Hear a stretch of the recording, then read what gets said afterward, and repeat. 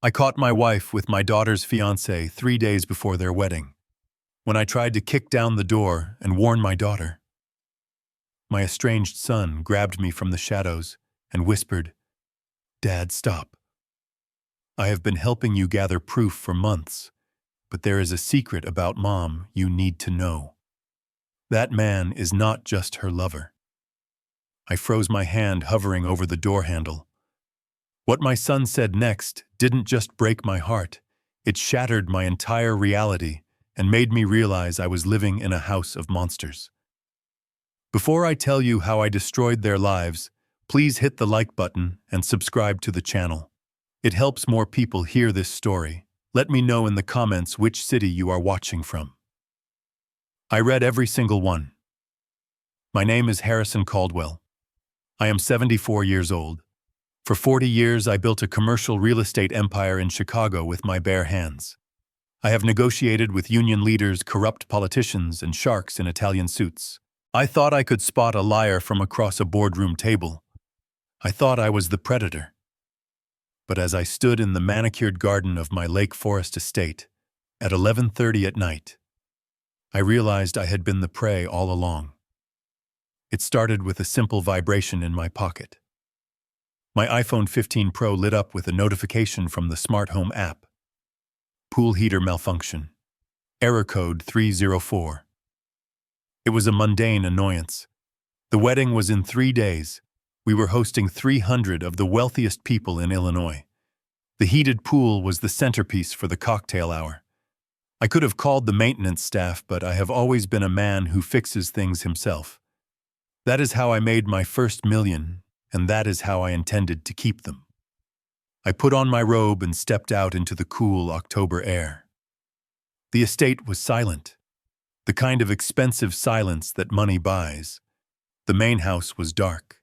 My daughter Emily was asleep in the east wing, probably dreaming about her perfect groom Brandon. My wife Veronica had told me she was going to bed early with a migraine.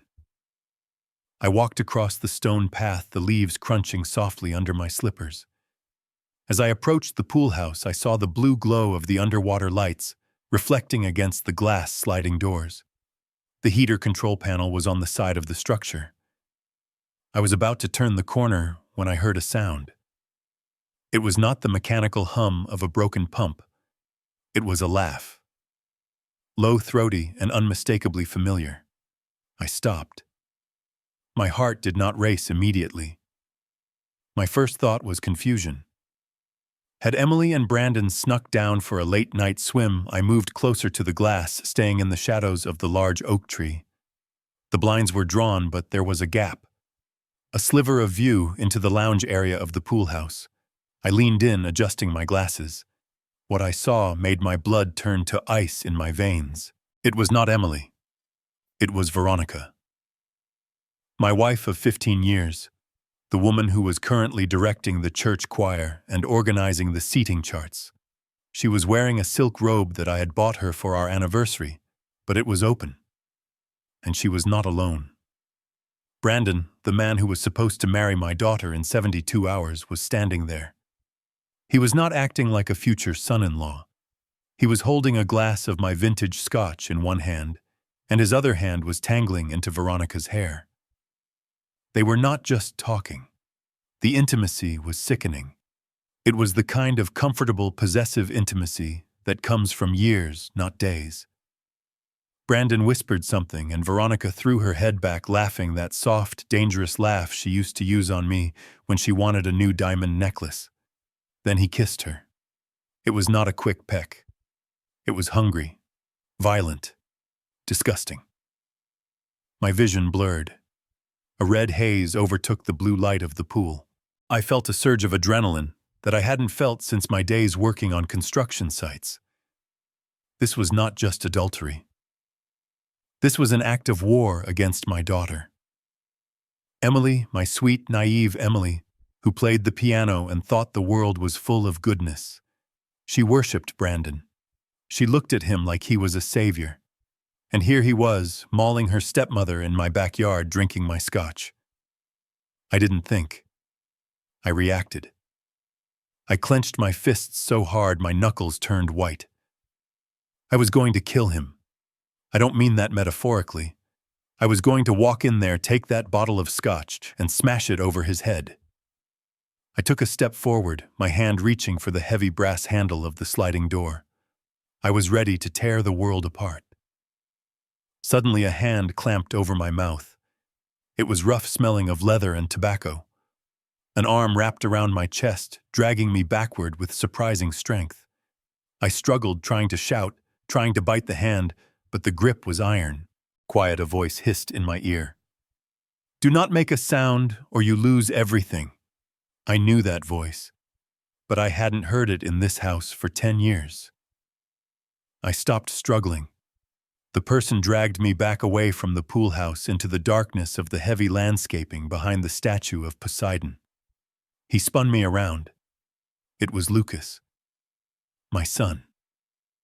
He looked different than the boy I had kicked out a decade ago. He was 28 now, taller. His face was covered in a thick beard, and he was wearing a dark hoodie and tactical cargo pants. His eyes were tired, rimmed with red but sharp, intelligent. "Lucas," I gasped, my voice trembling with rage.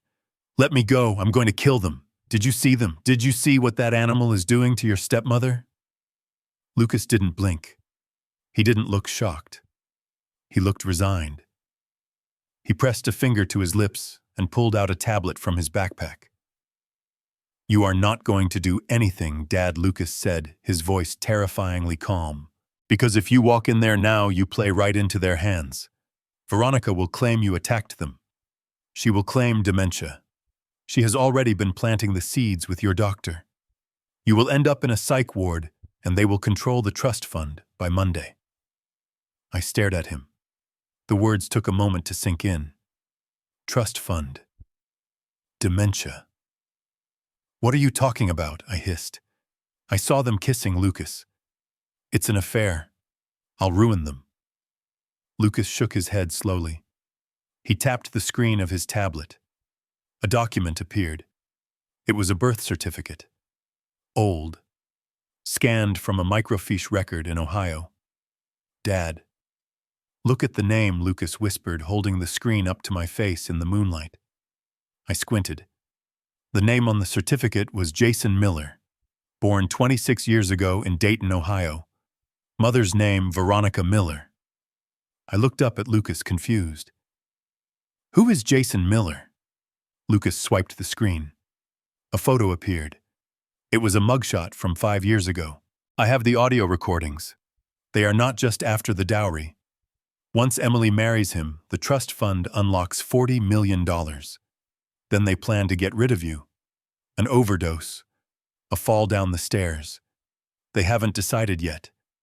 And then mother and son run off to Europe with $80 million of your money, leaving Emily heartbroken or dead." I stood up slowly. I wiped my mouth with the back of my hand. The rage that had been burning hot a moment ago was gone. In its place was something cold, something dark. It was the feeling I used to get right before I initiated a hostile takeover of a rival company. I looked at the pool house again. I could see their silhouettes moving against the blinds. "They think I am a senile old man," I said, my voice steady, devoid of emotion. "They think I am a checkbook with a pulse."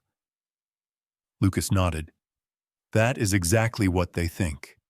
And that is why we are going to win. But we have to do it my way. We have 3 days, Dad. 3 days to turn this wedding into their funeral." I looked at my son.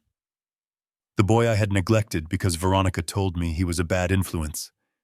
The boy I had cut off financially because I thought he was lazy, when in reality he was the only one seeing the truth. I gripped Lucas's shoulder. I didn't hug him. We weren't that kind of family yet. I just nodded. "Where do we start?" I asked. Lucas smirked. A grim, dangerous smile that reminded me of myself at his age. "First, we need a DNA sample," he said. "And lucky for us, you are going to breakfast with them in 6 hours. You need to smile, Dad. You need to be the happy, clueless father of the bride." "Can you do that?" I looked back at the pool house one last time. I straightened my spine. I adjusted my robe. I can do more than that, I said. I'm going to pay for their honeymoon. We walked back toward the main house in silence, leaving the monsters in the pool house to their celebration. They didn't know it yet, but they had just made the biggest mistake of their lives. They had woken up the man who built this town, and I was about to bring the whole damn building down on their heads. The morning sun filtered through the floor-to-ceiling windows of the breakfast room, illuminating the hand-painted French wallpaper and the fresh arrangement of white hydrangeas on the mahogany table. To anyone looking in from the garden, it was a picture of American aristocratic perfection. The retired real estate mogul, his beautiful younger wife, his talented daughter, and her charming fiancé all gathering for a meal 3 days before the wedding of the decade. But as I sat at the head of the table, sipping black coffee that tasted like ash in my mouth, I knew it was all a stage. And for the first time in my life, I was terrified I might forget my lines. I have spent 40 years in boardrooms where a single twitch of an eyebrow could cost you a $10 million deal. I learned early on that the most dangerous man in the room is not the one shouting, but the one who is smiling while he calculates your destruction. I adjusted my silk tie, feeling the familiar knot against my throat. Today, I had to be that man. I had to wear the mask of the doting father and the loving husband, even though every fiber of my being wanted to flip this heavy table over and strangle the two monsters sitting across from me. Veronica walked in first. She looked immaculate in a cream-colored cashmere sweater and silk trousers, her hair pulled back in a loose, elegant chignon. She didn't look like a woman who had spent the night sleeping with her own son in my pool house. She looked like the refined mistress of the Caldwell estate. She walked over to me, placing a hand on my shoulder. Her perfume, a scent of jasmine and tuberose that I used to find intoxicating, now made my stomach turn. "Good morning, darling," she said, leaning down to kiss my cheek. Her lips were cold. "Did you sleep well? I noticed you were tossing and turning." I forced the muscles in my face to relax. I forced a smile that didn't reach my eyes. "Old injuries acting up," I lied smoothly, picking up the morning paper.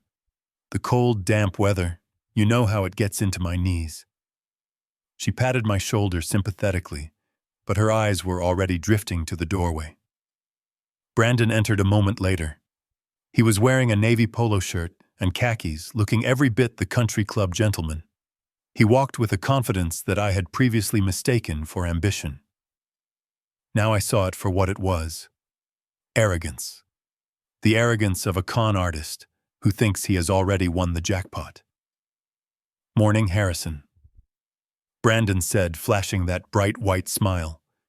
He pulled out the chair next to Veronica, not Emily's empty chair, but Veronica's. "Morning, son," I said. The word tasted like bile. I watched them over the rim of my coffee cup. It was subtle, the kind of thing you would never notice if you weren't looking for it. When Brandon reached for the pitcher of orange juice, his forearm brushed against Veronica's. It wasn't an accident. It was a lingering touch, a secret Morse code of intimacy. Veronica didn't pull away. She leaned into it slightly, her eyes fluttering closed for a fraction of a second before she resumed buttering her toast. To an outsider, it looked like a warm relationship between a future mother-in-law and her son-in-law. To me, it was a neon sign screaming perversion. Then Emily breezed into the room. My beautiful, innocent Emily. She was glowing, vibrating with the nervous energy of a bride-to-be. She kissed me, then Veronica, and finally threw her arms around Brandon's neck from behind. 3 days, she squealed, taking her seat. I can't believe it. The florist just called and the imported peonies from Holland have arrived. It is going to be magical. Brandon smiled at her, but I saw the flicker of annoyance in his eyes before he masked it. He took her hand, squeezing it. It will be perfect, babe, he said. Just like we planned. I looked down at my plate of untouched scrambled eggs. My mind wasn't on the flowers. It was running the numbers. It was analyzing the risk profile of the situation like a complex merger. Last night in the dark with Lucas, I had wanted to burn it all down. But by the cold light of day, the financial reality had set in. If I exposed them right now at this breakfast table, I would lose. It all came down to the Emily trust. My father, a man who didn't trust anyone, not even me, had set up a $40 million trust fund for Emily when she was born. It was an ironclad fortress of wealth designed to protect her from fortune hunters. But it had one specific trigger clause. The principal sum and the accumulated interest would only be released to Emily upon her legal marriage to a partner approved by the family, or when she turned 35. Emily was 24. Veronica knew this. She had studied the family finances better than any auditor I ever hired. If I stopped the wedding now, the money stayed locked in the trust for another 11 years. That didn't serve their purpose. They needed the cash now. But there was a second trap, one that I had walked into blindly 2 years ago. Veronica had convinced me to update our prenuptial agreement. At the time, she claimed it was to protect her security in case my health failed. I was feeling mortal after a minor heart scare, and I signed it. The amendment stated that in the event of a divorce, regardless of the cause, she was entitled to 50% of my personal liquid assets. In the state of Illinois, adultery usually doesn't impact the division of assets significantly, unless you can prove dissipation of marital funds. So here was the math. If I threw the coffee pot at Brandon and kicked them out right now, the wedding is off. The trust fund stays locked. Veronica sues for divorce. She walks away with $40 million of my money and likely takes Brandon with her to spend it in the south of France. They win. They don't get the full $80 million they wanted, but $40 million is a hell of a consolation prize. And Emily is left traumatized and broke. No, that was not an option. I needed a total victory. I needed a scorched earth outcome. To destroy them, I needed them to commit a felony. I needed them to cross the line from moral bankruptcy into criminal fraud. If the wedding goes through and Brandon signs that marriage license, he commits marriage fraud. But more importantly, because Lucas confirmed that Brandon is biologically Veronica's son, their union creates a legal nightmare for them. In Illinois, and under federal law, concealing a biological relationship to defraud a trust is a serious crime. Incest is a felony. Conspiracy to commit fraud is a felony. If they are arrested after the wedding, but before they can access the accounts, the game changes. A criminal conviction voids the prenup. The unclean hands doctrine in contract law would prevent Veronica from getting a dime. The marriage to Emily would be annulled immediately by the courts due to fraud, meaning the trust money would remain safe. I had to let my daughter marry her stepbrother. The thought made me want to scream. I had to let her walk down that aisle, say the vows, and sign the paper. I had to let the trap snap shut around their necks before I could pull the trigger. It was the most dangerous gamble of my life. I was betting my daughter's sanity against their greed.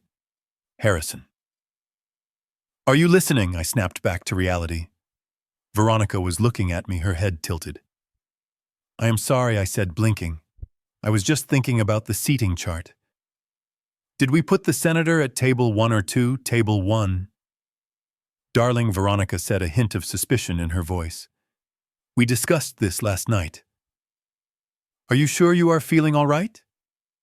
You seem distracted."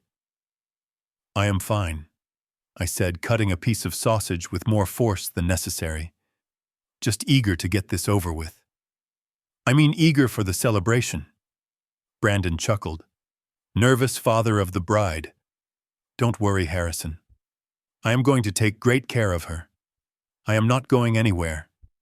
I am in this family for the long haul." He looked at Veronica as he said it. A smirk played on his lips. In the family. It was a sick joke that only they understood. "You certainly are," I said, looking him dead in the eye. "You fit in so well, Brandon. Sometimes it feels like you have been part of Veronica's life forever." The air in the room went still for a second.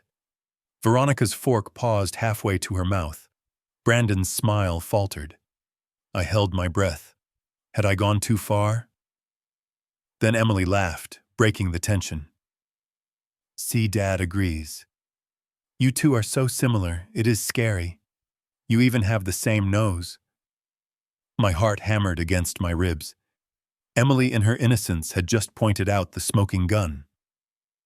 Veronica set her fork down with a sharp clink.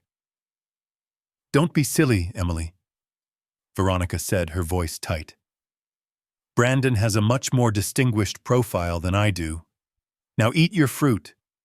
You need to fit into that dress on Saturday." She was rattled. Good. I finished my coffee in one gulp. I needed to get out of there. I needed to meet Lucas. We had to set the trap. We needed definitive proof that would stand up in court. The birth certificate was a start, but we needed DNA, and we needed to record them admitting to the plan. I stood up, wiping my mouth with the linen napkin. "Well, I have a meeting with the accountants," I announced, finalizing the trust transfer details for the wedding day. Brandon's ears practically perked up at the mention of the trust. "Everything is on track?" he asked, trying to sound casual. "Solid as a rock," I said. "As soon as you say I do, the funds are yours to manage. Just make sure you treat my girl right." "I will," Brandon said. Emily stood up and hugged him, burying her face in his chest. "He is the best thing that ever happened to me, Dad," she said, her voice muffled by his shirt. "I don't know what I would do without him." I watched Brandon's hand stroke her hair. I saw his eyes lock with Veronica's over my daughter's shoulder. They shared a look of triumph. They thought they were 3 days away from the payday of a lifetime. I gripped the back of my chair. My knuckles turned white. I wanted to tear him away from her. I wanted to tell Emily everything, but I couldn't. Not yet. "I am glad you are happy, sweetheart," I said, my voice hollow.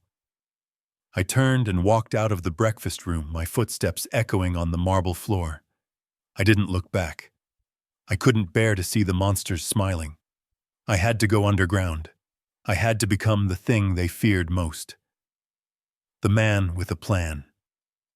As I walked down the hallway toward my study, I pulled my phone out. I sent a single text message to Lucas. "They are hungry. Let's feed them." The mask was on. The stage was set, and breakfast was over. Now the hunt began. The heavy oak door of the wine cellar clicked shut behind me, sealing out the hum of the refrigerator and the false cheer of the breakfast table upstairs. I turned the lock.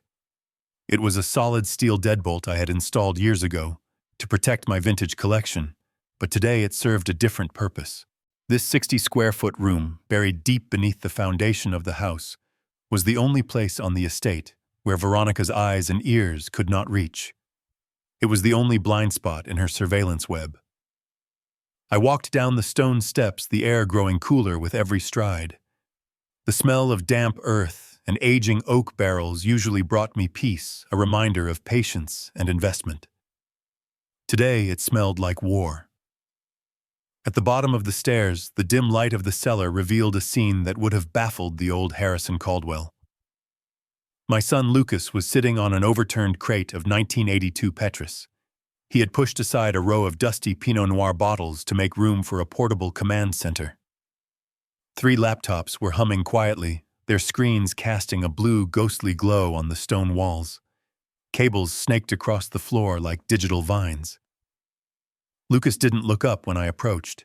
His fingers were flying across a keyboard, his eyes darting between lines of scrolling code.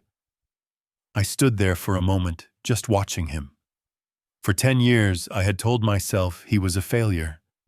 I had let Veronica convince me that he was lazy, unmotivated, and jealous of her success.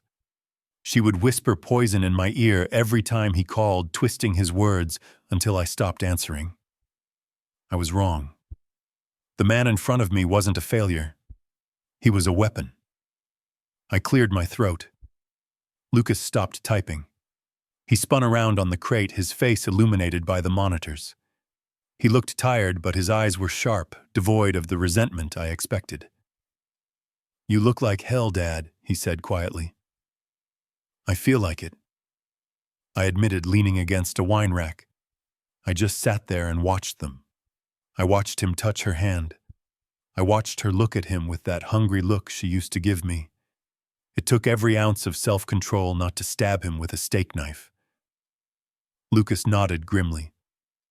I know. I was listening to the audio feed from the dining room. You handled it well. The comment about him fitting into the family was risky, but you played it off. He turned one of the monitors toward me. On the screen was a complex web of data points, bank transfers, and email threads. I need to show you something, Lucas said. I didn't just stumble upon this, Dad. I own a cybersecurity firm in Seattle now. We contract for the Pentagon. When you stopped taking my calls, I didn't stop caring. I set up a passive monitoring system on the estate's network 6 months ago because I had a bad feeling about Brandon. He pointed to a window on the screen. This is why we can't just go to the police with a hunch, he explained. Veronica has been very careful. Her name isn't on any of Brandon's fake identity papers. The money she is siphoning isn't going directly to him. It is going through shell companies in the Cayman Islands. If we accuse them now without hard biological evidence, it is just your word against hers. And she has spent 5 years painting you as a paranoia case to your doctors. I felt a cold shiver that had nothing to do with the cellar temperature. She had been planning this for 5 years. While I was building her a greenhouse, she was building a case for my insanity. I am sorry, Lucas, I said, my voice cracking slightly. The words felt inadequate, but they were the only ones I had. I let her drive a wedge between us. I should have trusted my own blood. Lucas looked at me. For a second, I saw the little boy who used to ask me to teach him how to fish. Then the mask of the professional slid back into place. We can apologize later, Dad.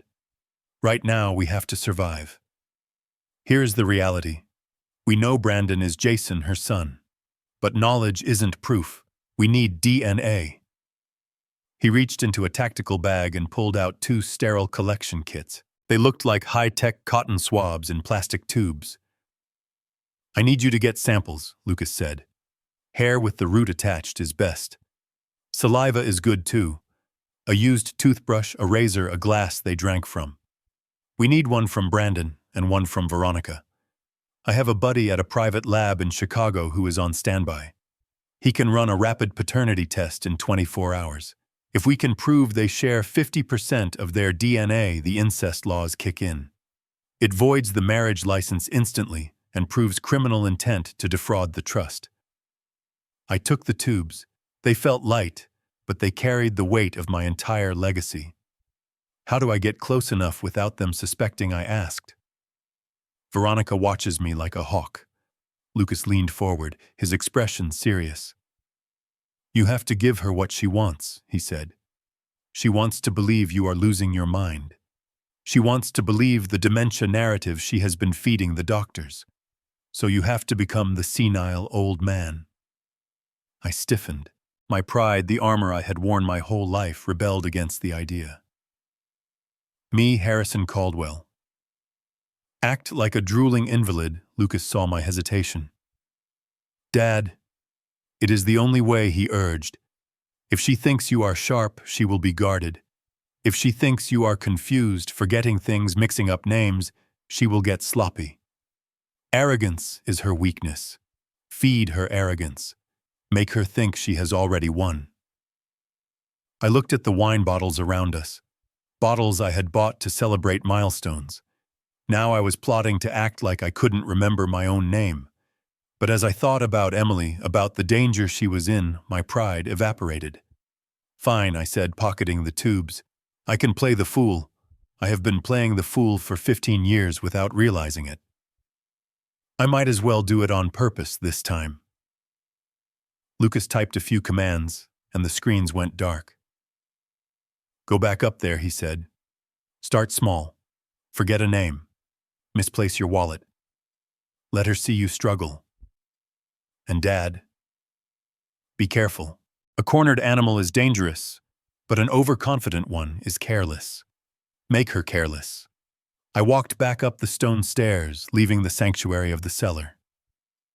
As I unlocked the door and stepped back into the main hallway, I took a deep breath. I rolled my shoulders, letting my posture slump just a fraction of an inch. I relaxed my face, letting my mouth hang open slightly, erasing the sharp, alert look I usually carried. I walked toward the living room. Elena, our housekeeper, who had been with us for 12 years, was dusting the mantel. She smiled at me. "Good morning, Mr. Harrison," she said warmly. I stopped. I looked at her. I forced my eyes to go blank, stripping away the recognition. I stared at her for a long, uncomfortable silence. Do I know you?" I asked, my voice trembling just enough to sound genuine. "Are you the new girl?" Elena's smile faltered. She looked confused, then concerned. "Mr. Harrison, it is me, Elena. I have worked here since Emily was in middle school." I blinked rapidly, feigning agitation. I patted my pockets frantically. "Elena, no. My wallet. Where is my wallet? I had it right here. Who took it? Did you take it?" I saw the movement in my peripheral vision. Veronica was standing in the doorway of the library. She was watching. I didn't look at her. I kept my focus on Elena ramping up the performance. "I need to pay the taxi driver," I shouted, adding a touch of nonsense to the panic. "He is waiting outside." Elena looked terrified. "Mr. Harrison, you are home. There is no taxi." Veronica stepped forward. She didn't look worried. She looked satisfied. A small, cruel smile played on her lips before she composed her face into a mask of concern. "It is okay," Veronica said, her voice dripping with fake sweetness. She walked over to me and took my arm, treating me like a toddler. "Harrison, darling, you are in the living room. You are safe. You don't need your wallet." I looked at her, letting confusion swim in my eyes. "Veronica," I asked weakly, did we miss the flight?" She patted my hand. It was patronizing, demeaning, and exactly what I needed. "We are not flying today, sweetie," she said softly. "Why don't you go sit in the sunroom? I will find your wallet." I let her lead me to the armchair. I sat down heavily, staring blankly at the wall. Veronica watched me for a moment longer, checking to see if the act held. I didn't blink. I didn't break character. Satisfied that her husband was finally deteriorating, she turned and walked briskly toward the library, closing the heavy double doors, but not latching them completely. I waited 10 seconds, then 10 more. I stood up, shedding the slump in my shoulders. I moved silently across the Persian rug, my steps light and predatory. I pressed my back against the wall next to the library doors. I strained my ears. I heard her voice. She was on the phone. The tone was completely different from the sweet wife who had just comforted me. It was sharp, cold, and commanding. "He is gone," she said into the phone. "I mean mentally. He just forgot Elena's name. He thought he was taking a taxi. It is happening faster than we thought. The pills are working." There was a pause as she listened to the person on the other end. "No, we don't need to wait until after the honeymoon," she snapped. "The old fool is a vegetable. We can accelerate the timeline. Get the power of attorney papers ready for Monday morning. Once the wedding is done on Saturday, I am going to have him committed. He won't even know what hit him." I stood there, my heart pounding against my ribs like a sledgehammer. It wasn't just a figure of speech. She was actively drugging me. The pills she gave me every morning for my heart. They were the cause of the confusion she was hoping for. But because I hadn't taken them today, my mind was clear. I heard her laugh, a low, triumphant sound. "Tell Brandon to relax," she said. "We are in the end game now. $80 million, baby. And the best part? He still thinks I am his guardian angel." She hung up. I backed away, silently moving back to the sunroom chair. I sat down and forced my body to tremble, preparing for her return. She thought I was broken. She thought I was a vegetable. She thought the game was over. I looked down at my hands. They weren't shaking from age or infirmity. They were steady. I closed them into fists. "You want to accelerate the plan?" Veronica, I thought, a cold fury rising in my chest. Fine. Let's speed this up. But you are not driving this car anymore. I am, and I am going to drive it straight off a cliff with you inside. The alliance was formed. The trap was set. Now I just needed to survive the poison she was feeding me long enough to deliver the final blow. I closed my eyes as I heard her footsteps returning, ready to play the performance of a lifetime. The old Harrison was dead. The new one was just biding his time. I waited until the house fell into a heavy afternoon silence. Veronica was in the garden supervising the florists, and I had seen Brandon drive off in his convertible, presumably for a final suit fitting. This was my window. I slipped my phone out of my pocket and tapped the screen once. It was the signal. Down in the cellar, Lucas would be executing the loop command on the security cameras. For the next 5 minutes, the screens in Veronica's office would show an empty hallway, regardless of who was walking through it. I moved quickly. My heart was hammering against my ribs, a sensation I hadn't felt since I was closing million-dollar deals in hostile boardrooms. But the stakes then were just money. Now the stakes were my daughter's life. I reached the door of the guest suite Brandon was occupying. It was unlocked. Arrogance. He felt so safe here, so untouchable, that he didn't even bother to turn a key. I stepped inside. The room smelled of expensive cologne and deception. I went straight to the bathroom. The marble countertop was cluttered with toiletries. I needed something with a follicle, something with skin cells. My eyes scanned the items. A toothbrush, a comb. And there it was. A razor sitting next to the sink, still damp with shaving cream and stubble. I pulled a sterile plastic bag from my pocket, the kind Lucas had given me, and carefully dropped the razor inside. I sealed it, my hands trembling slightly. One down. Now for Veronica. I needed to get to the master bedroom. I checked my watch. 3 minutes left. I slipped out of Brandon's room and moved down the hall. I was about to turn the corner when I heard it. The sound of a car engine cutting off in the driveway. A door slammed. Footsteps crunching on the gravel. He was back. Brandon was back early. I froze. I was trapped in the open hallway. If he saw me coming out of his wing, the senile old man act would crumble. I couldn't run to my room in time. I made a split-second decision. I ducked back into Brandon's room, closing the door softly, just as the front door downstairs opened. I looked around frantically. Under the bed, too cliché. Behind the curtains, too risky. The walk-in closet. It was my only chance. I dove into the closet, pulling the louvered doors shut just as the bedroom door handle turned. I pressed myself into the corner, buried behind a row of his designer suits. The fabric smelled like him, a nauseating mix of musk and ambition. Brandon walked in. He was humming to himself. I held my breath, praying my own heartbeat wouldn't give me away.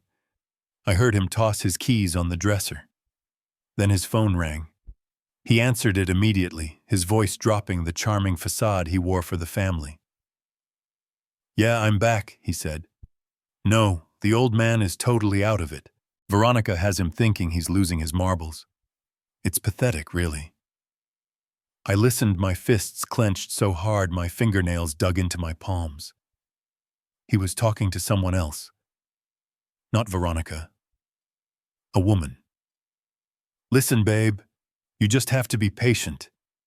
He continued pacing the room. I could see his shadow moving through the slats of the closet door. "Saturday is the wedding. Monday, we get access to the accounts. By Wednesday, we will be in the Caymans." He paused, listening to the person on the other end. Then he laughed. A cold, cruel sound. "Emily. Don't make me laugh. She is clingy and boring. I have to take a shot of whiskey just to get in bed with her. But don't worry. That problem won't last long." I felt the blood drain from my face. What did he mean? "Once the ink is dry on the marriage license, accidents happen," Brandon said, his voice lowering to a whisper that chilled me to the bone. "She has been depressed lately, right? Everyone knows that. If she accidentally takes too many sleeping pills on the honeymoon, well, it's a tragedy. A rich, tragic widow. That's me. My vision blurred. He wasn't just planning to steal her money. He was planning to kill her. He was going to murder my daughter to clear the path to her fortune. The rage that surged through me was so intense I almost blacked out. I wanted to burst out of that closet and tear him apart with my bare hands. But I couldn't. If I did, I would be the crazy old man who attacked his son-in-law. He would spin it. He would win. I had to wait. I had to let him hang himself. Whatever, I gotta go. Veronica is texting me. Just have the jet ready. He hung up. I heard him rustling around, probably changing his shirt. After what felt like an eternity, he walked out of the room whistling that same tune. I waited 5 full minutes before I dared to move. When I finally stepped out of the closet, my shirt was soaked with sweat. I looked at the razor in the plastic bag in my hand. It wasn't just evidence of incest anymore. It was the key to stopping a murderer. I slipped out of the room and made my way to the back staircase, moving like a ghost in my own home. I reached the cellar door and practically fell down the stairs.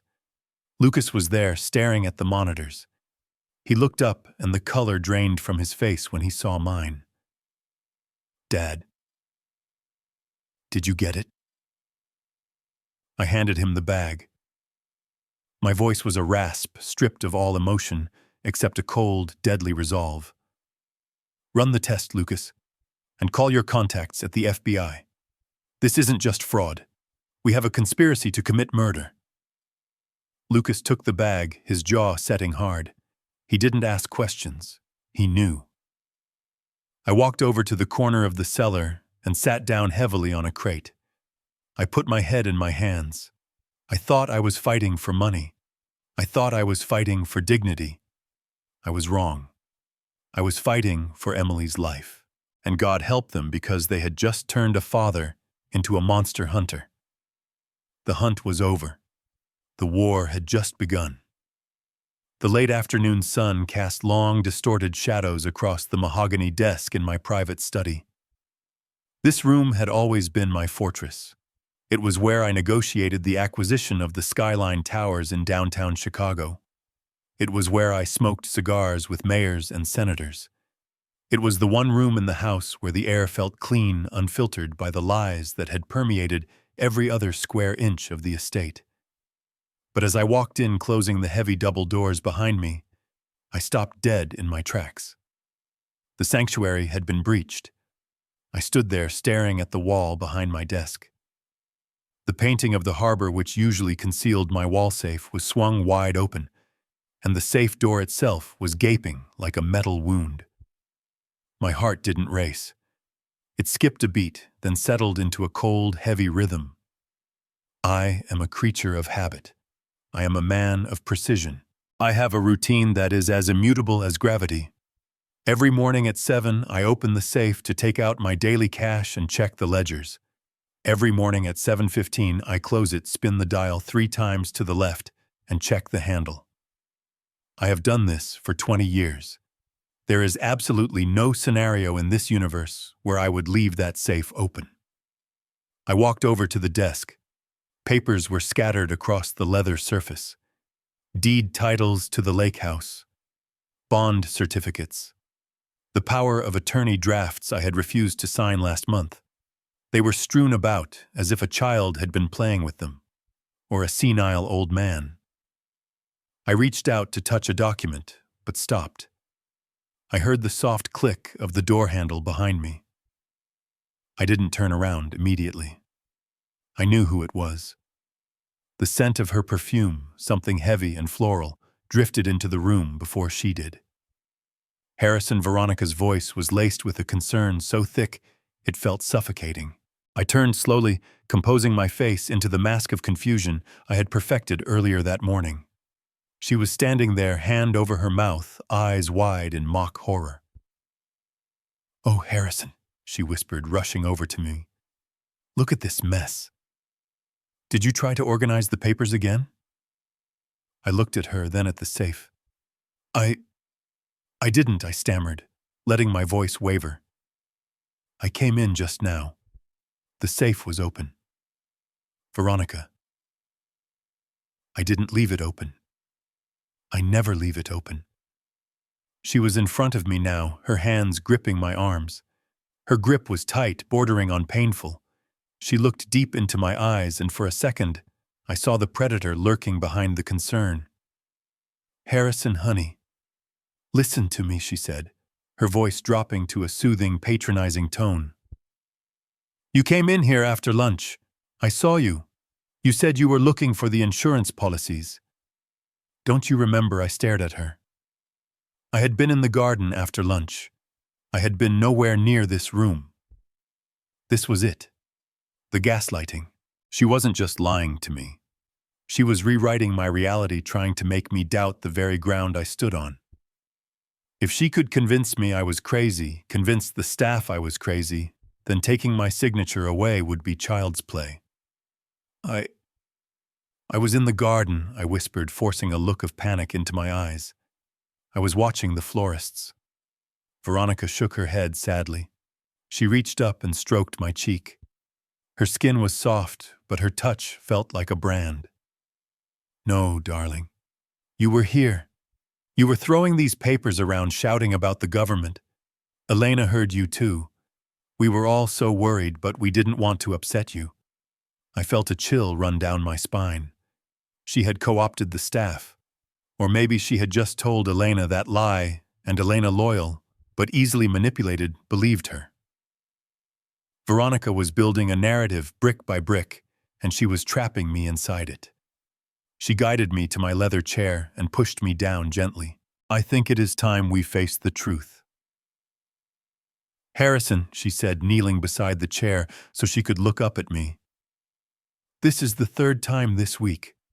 The wallet, the taxi, now this. You are not well. I gripped the armrests of the chair. My knuckles turned white. I had to sell this. I had to make her believe she had broken me. What is happening to me? I asked, letting a tear leak out of my eye. It wasn't hard to cry. I was crying for the man I used to be, the man who would have never let a woman like this play him for a fool. Veronica sighed, a sound of staged resignation. I have already made a call, she said softly. Dr. Arrington can see you tomorrow morning. He is a specialist in geriatric cognitive decline. He can give us a discreet evaluation. We need to get this documented, Harrison, for your own protection. Dr. Arrington. I knew the name. He was a society doctor, the kind who prescribed whatever his wealthy patrons wanted.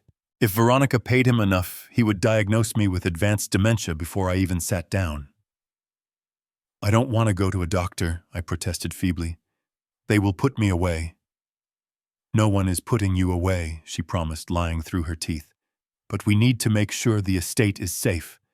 If you have an episode like this again, you could sign away everything to a scammer. We need to set up a temporary conservatorship, just until you get better. There it was, the end game, conservatorship. It was the legal weapon she would use to strip me of my rights, access the accounts, and leave me rotting in a facility while she and her son spent my fortune. I looked at the open safe. I looked at the scattered papers. I looked at the woman I had married, the woman I had thought loved me. Okay, I whispered, dropping my head into my hands. Okay. Whatever you think is best, Veronica. I feel so lost. She stood up, triumph radiating from her like heat. She kissed the top of my head. It is for the best, my love. I will handle everything. You just rest. I will tell the lawyers to draft the paperwork for the doctor's review. She turned and walked out of the room, her heels clicking rhythmically on the hardwood floor. At the door, she paused and looked back. Don't worry about the safe, Harrison. I will have Brandon come lock it. He is very good with security. She closed the door.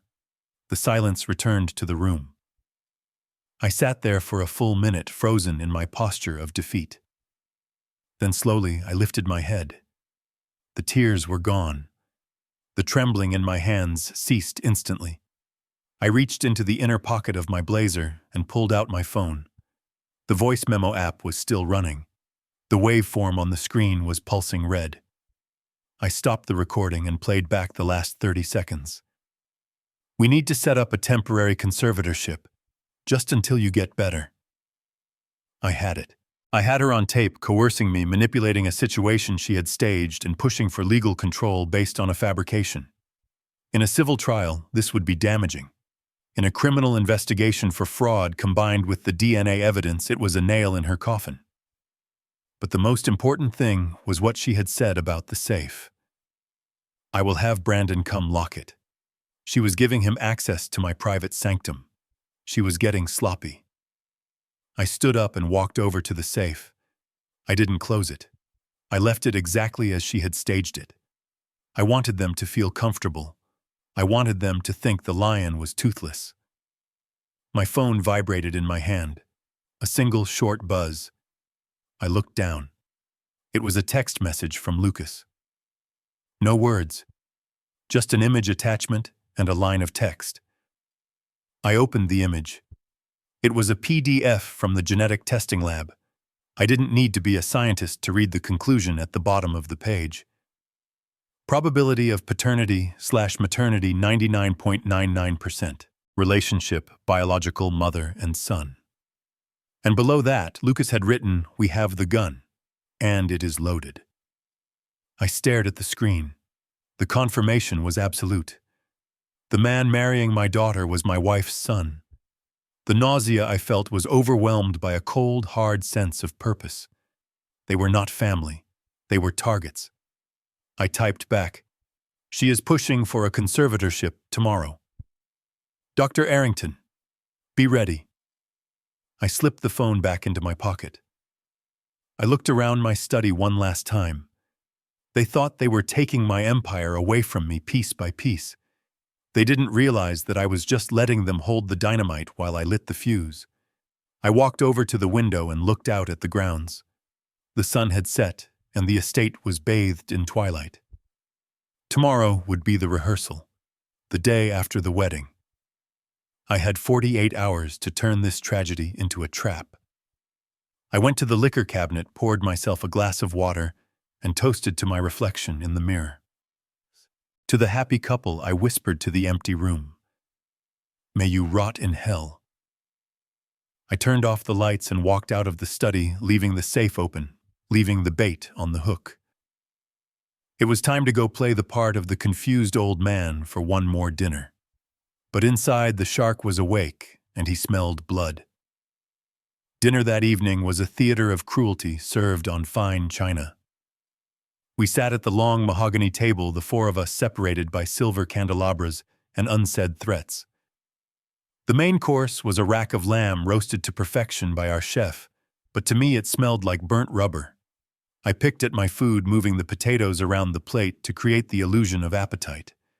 Across from me, Emily was glowing, chatting endlessly about the final fitting for her dress and the playlist for the reception. She was radiant, completely unaware that she was dining with 2 executioners and a ghost. Brandon was checking his phone under the table every 2 minutes.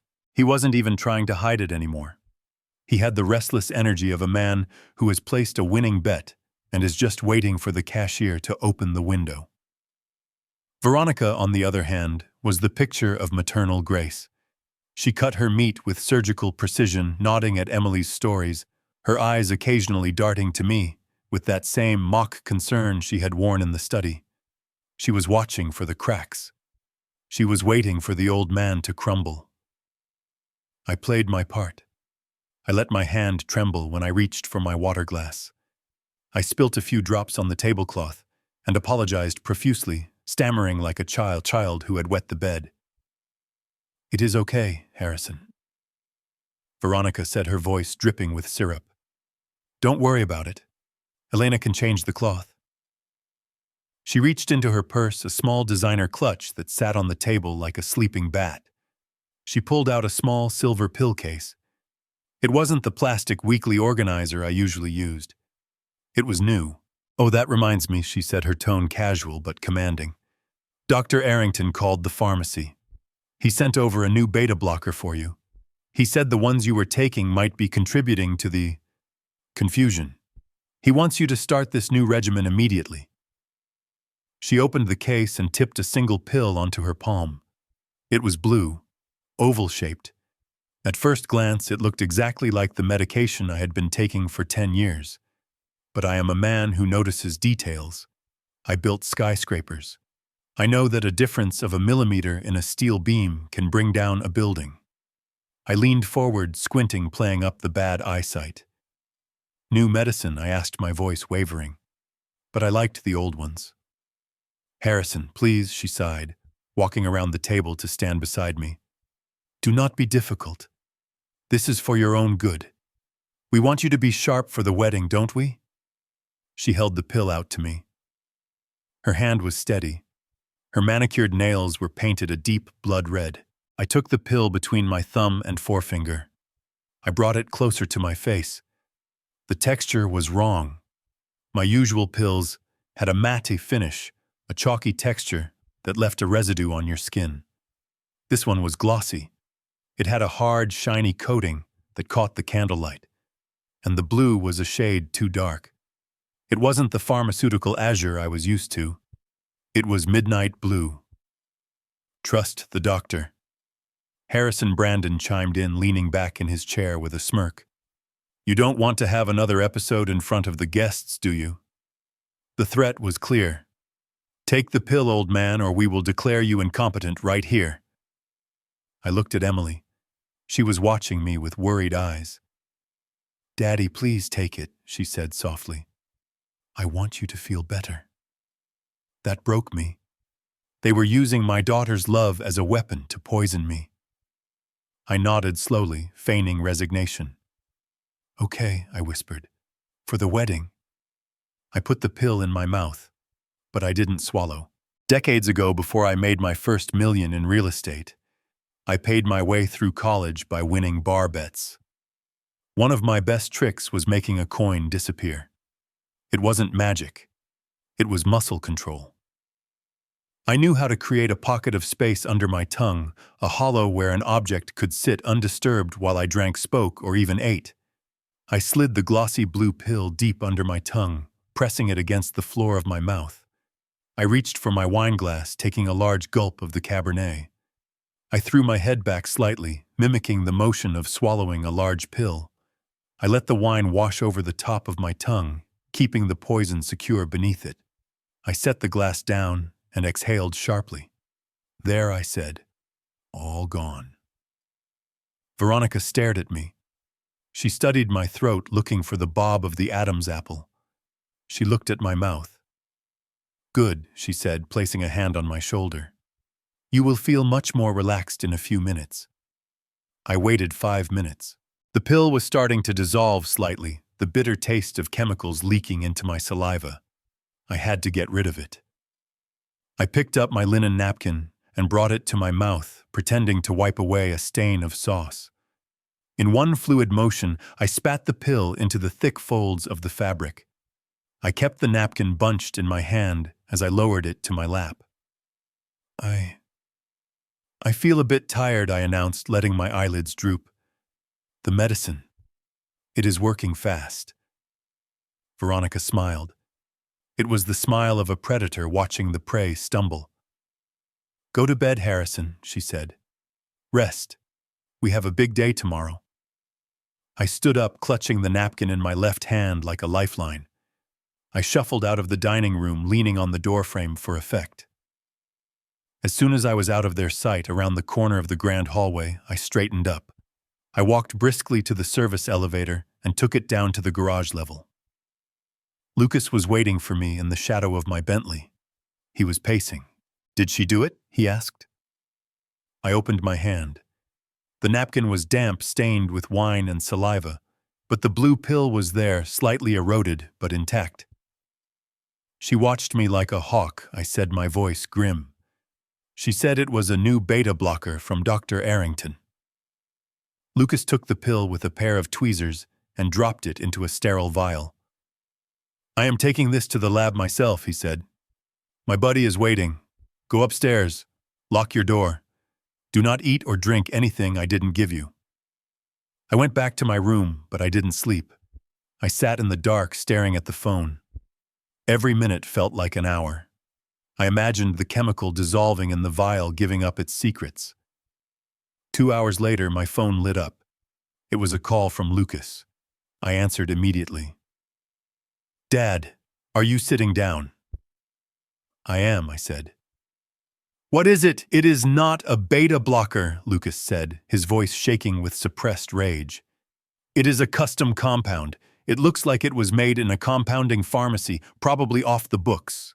It contains a massive dose of pseudoephedrine and a concentrated stimulant similar to digitalis." I frowned. "Stimulants, she said she wanted to calm me down. "That is the trap," Lucas explained.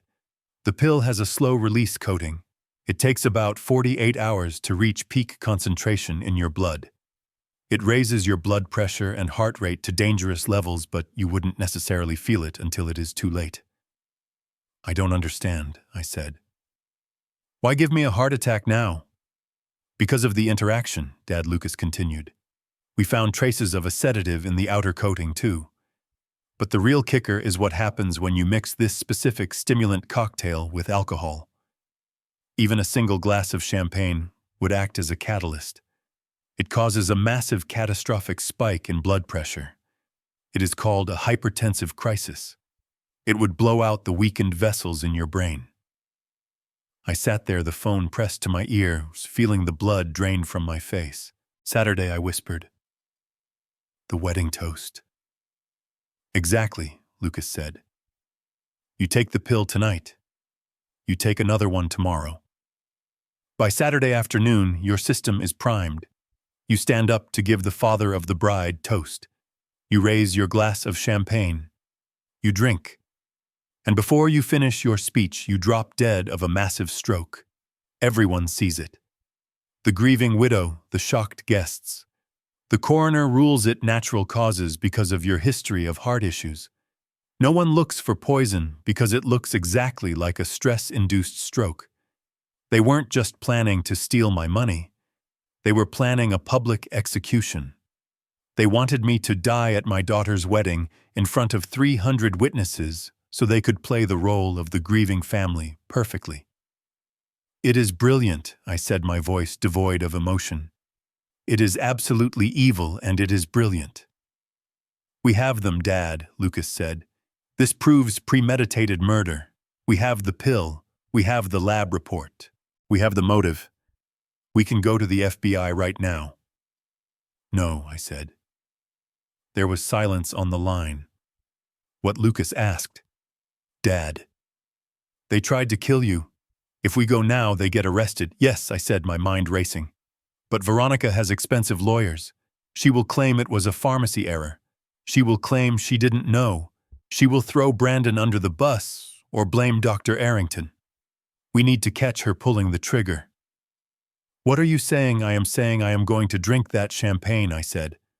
"Or at least I am going to let them think I am. I want to see the look in her eyes when she raises her glass to my death. I want her to think she has won until the very last second." "Dad, that is too dangerous." "We stick to the plan, Lucas," I commanded. "Tomorrow is the rehearsal. I will play the sick, confused old man. I will let them think the poison is working. And on Saturday, we bury them." I hung up the phone. I walked to the window and looked out at the large white tent being erected on the lawn for the reception. It looked like a giant shroud. They wanted a funeral on Saturday. Fine. I would give them one, but it wouldn't be mine. The rehearsal dinner was held at the Alinea, one of Chicago's most exclusive restaurants. It was a place where a single course cost more than most people's monthly rent, and the silence was as carefully curated as the wine list. Veronica had rented out the entire second floor, filling it with senators, business tycoons, and the crème de la crème of Illinois society. It was the perfect stage for her performance of the grieving, long-suffering wife. She didn't know it was also the perfect stage for mine. I sat at the head table, a crystal glass of amber liquid in my hand. To the guests, it looked like 30-year-old scotch. To me, it tasted like apple juice mixed with a drop of vinegar to cut the sweetness.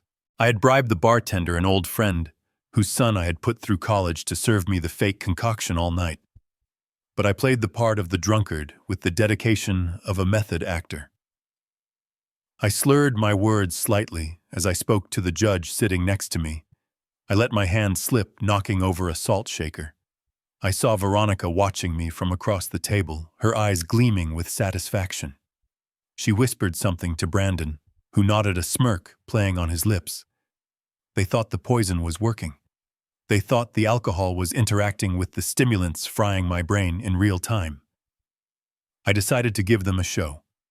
I stood up, swaying dangerously. The room fell silent.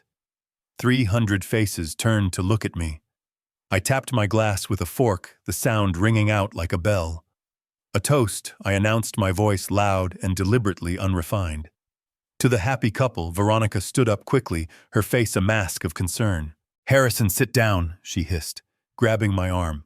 "You are not well." I shook her off, stumbling back a step. "Get off me, woman," I shouted. "I am speaking." Gasps rippled through the room. This was it, the public breakdown she had been praying for. I looked at Brandon. He was sitting there looking smug in his tuxedo, his hand resting possessively on Emily's shoulder. "And to you, Brandon," I sneered, pointing a shaking finger at him. "You think you are so smart, don't you? Walking in here with your cheap suit and your fake smile." Brandon stood up, feigning indignation. "Harrison, please." "You are drunk." "Drunk," I laughed, a harsh, grating sound. "I am the only one here who is sober enough to see the truth. You are nothing but a gold digger, a cheap, lying, manipulative little leech." I saw the anger flash in his eyes. Real anger. He wasn't used to being humiliated in public. He stepped toward me, his fists clenched. "That is enough," he said, his voice low and threatening. "Sit down before you embarrass Emily any further." I didn't sit. I lunged at him. It was a clumsy, pathetic lunge designed to fail. Brandon reacted instinctively. He put his hands on my chest and shoved me. It wasn't a hard shove, but I made it count. I threw myself backward, flailing my arms. I hit the floor with a loud thud, knocking over a chair on my way down. I lay there groaning, clutching my chest. "Oh my God," Veronica screamed. She was beside me in an instant, but she wasn't checking my pulse. She was looking at the guests, playing the victim. "He is out of control. He attacked Brandon. Someone call 911. He is having a psychotic break." I lay on the carpet watching her through half-closed eyes. She was brilliant. Tears were streaming down her face. She was dialing her phone, her hands shaking just enough to look authentic. "Yes, send police and an ambulance," she sobbed into the receiver. "My husband. He is violent. He is hallucinating. I think he is off his meds. The Alinea, yes.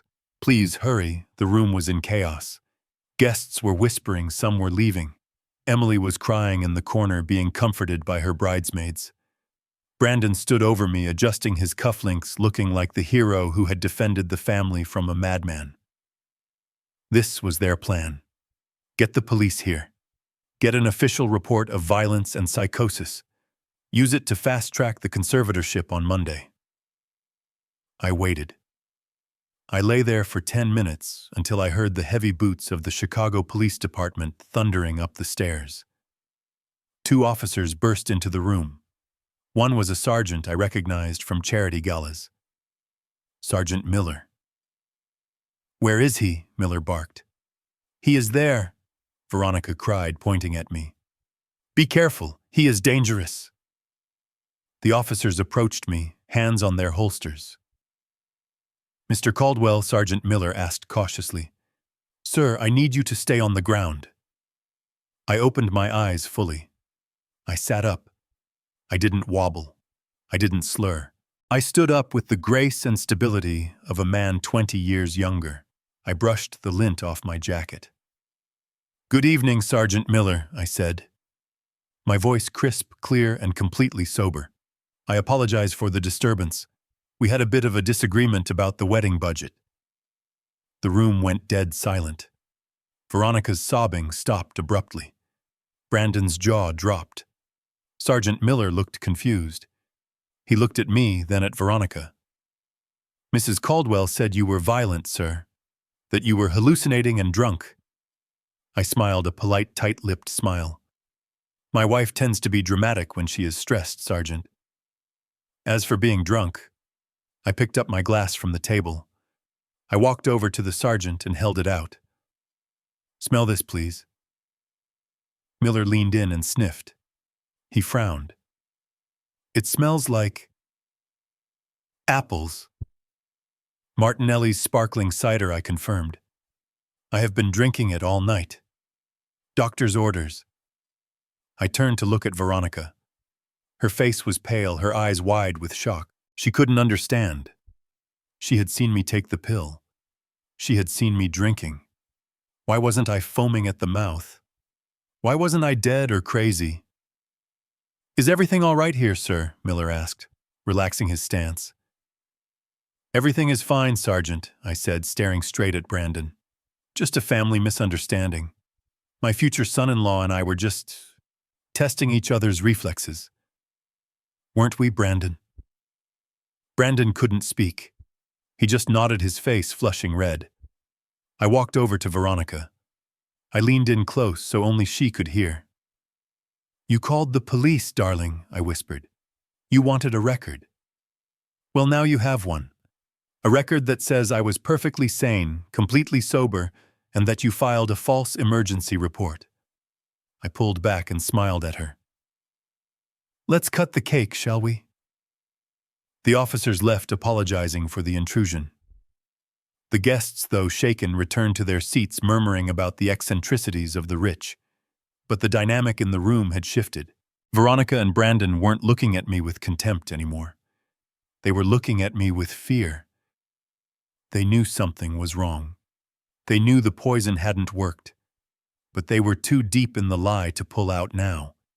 They had to go through with the wedding. They had to hope the second dose would kill me tomorrow. I sat back down and took a sip of my apple juice. It tasted like victory. Round one to the old man.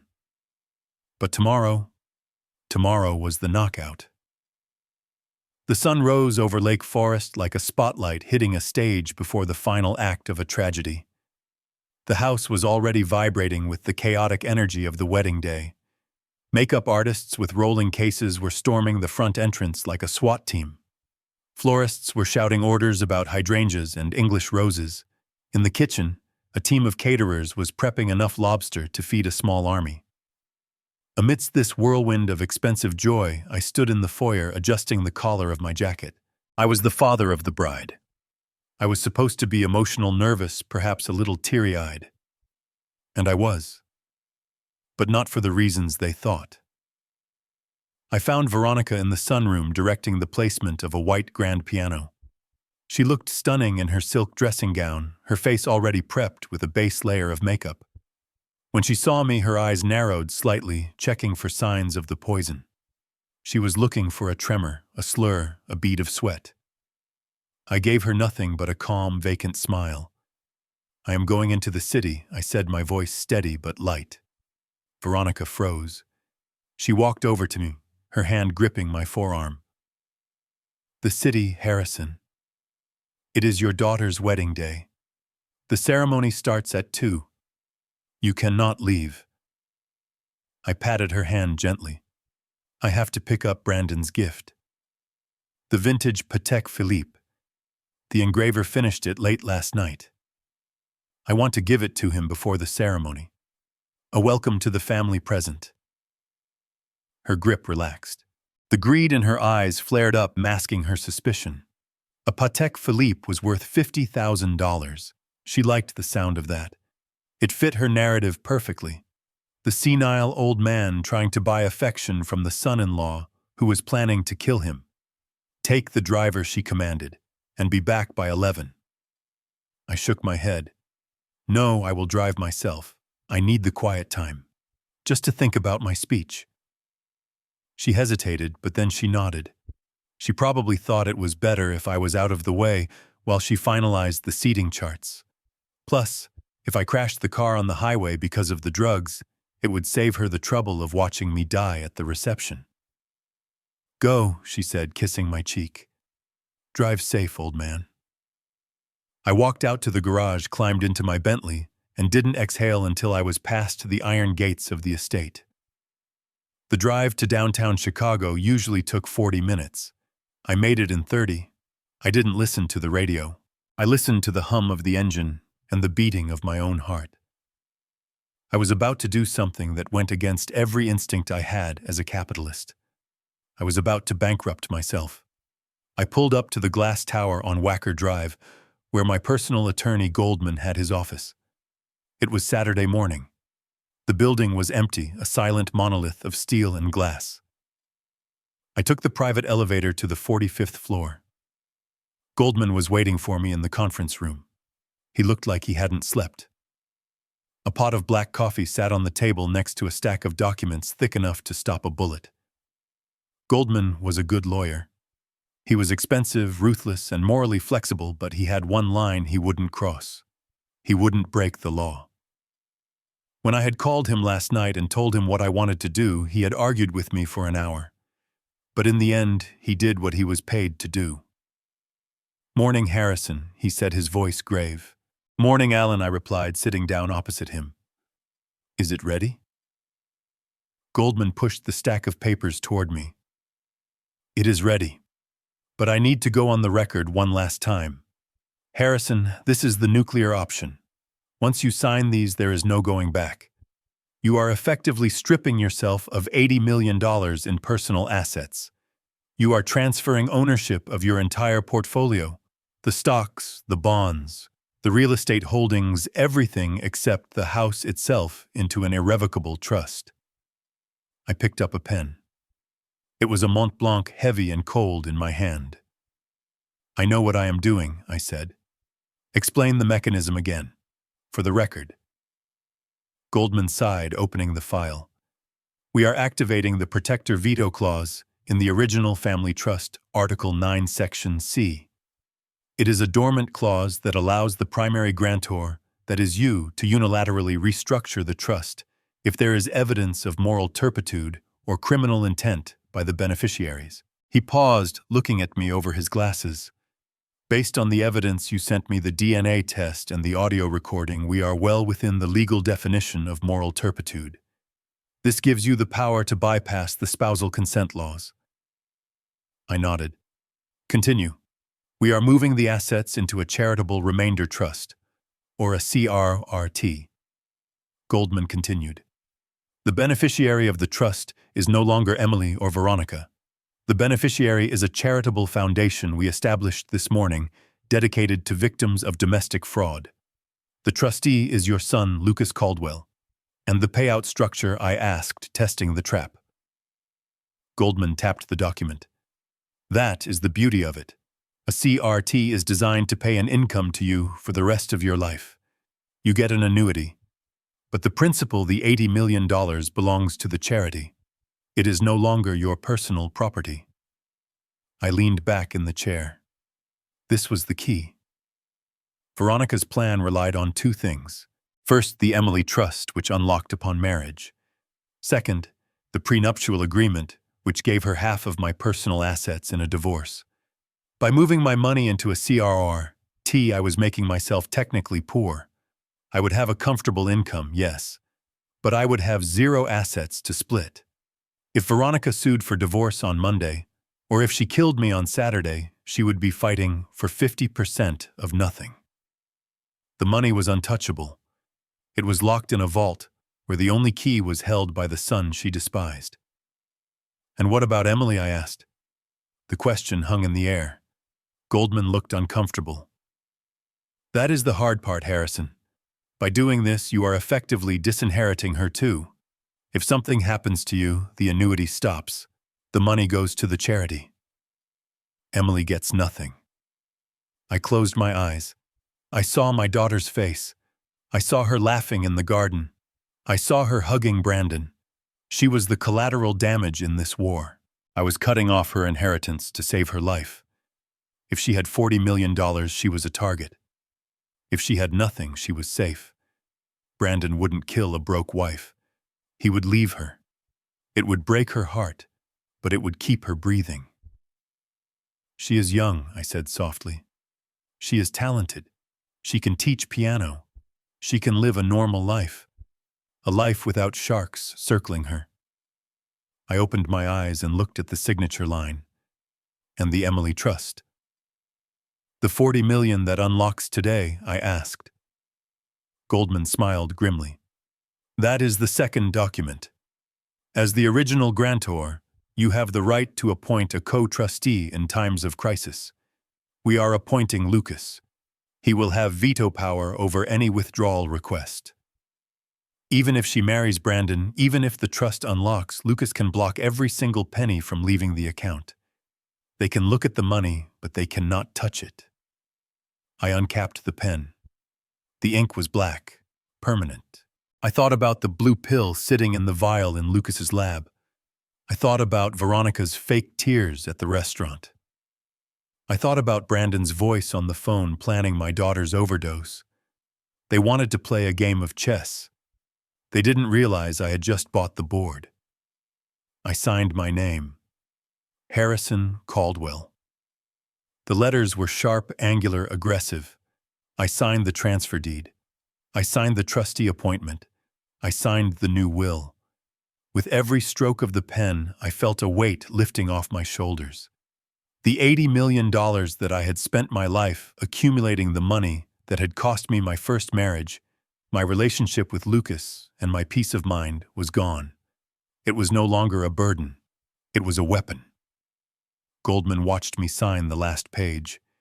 He gathered the documents and placed them in a sealed envelope. It is done, he said. The electronic transfer has already been initiated.